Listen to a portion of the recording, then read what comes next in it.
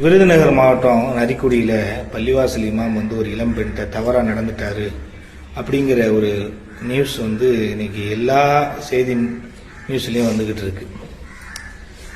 தப்பு செஞ்சது யாரா இருந்தாலும் கடுமையாக தண்டிக்கணும். அந்த தண்டனை எப்படி இருக்கணும்னா, இன்னொரு தடவை அந்த மாதிரி தப்ப செய்யறதுக்கு பயப்படணும் இன்னொருத்தவன். அப்படி தண்டனையை கொடுங்கன்னு தான் எல்லாரும் சொல்றாங்க. அதை விட்டுட்டு தப்பு செஞ்சவன் என்ன மதமோ அந்த மதத்தை இழிவுபடுத்துகிற வேலையை தான் இங்கே பல பேர் பண்ணிக்கிட்டு இருக்கான்.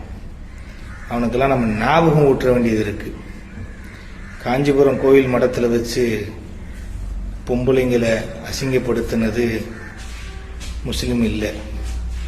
கோயில் கருவறையில் வச்சு பச்சை புள்ள ஆசிஃபாவை வன்கொடுமை செஞ்சது முஸ்லீம் இல்லை.